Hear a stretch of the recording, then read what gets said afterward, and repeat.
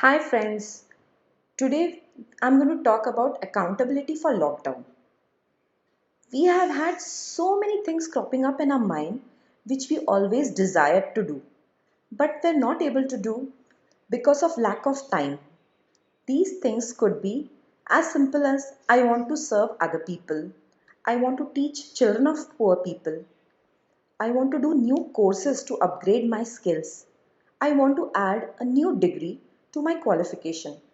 I want to spend more time with my parents. I want to learn aerobics and practice it daily. I want to meditate daily.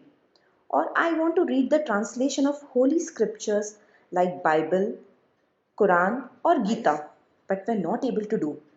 Of course, we had a valid reason for it.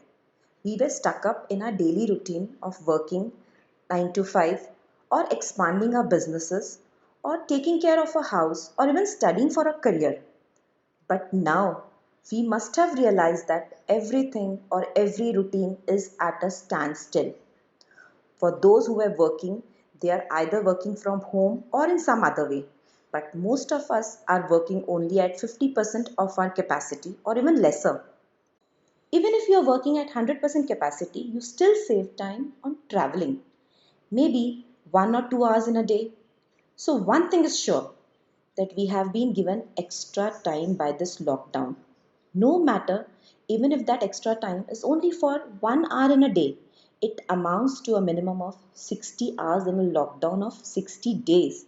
We need to be accountable for this extra 60 hours. Ask yourself, what have I done with this 60 hours? Did I use it the way I wanted to use? Or I have simply extended my sleeping time for 1 hour?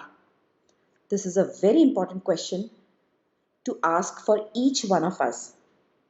If we have not utilized this time right now, ask yourself what you always desired to do in this lifetime and you never had time for it.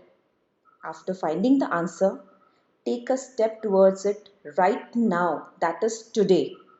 Otherwise, you will repent a lot in your old days that you had such a golden opportunity and you did not use it. Use this lockdown as a time for sowing the seeds of your desires. The flowers and fruits will bloom at a later period in life. Just imagine the satisfaction you will get on seeing the first fruit of the seed sown by you today.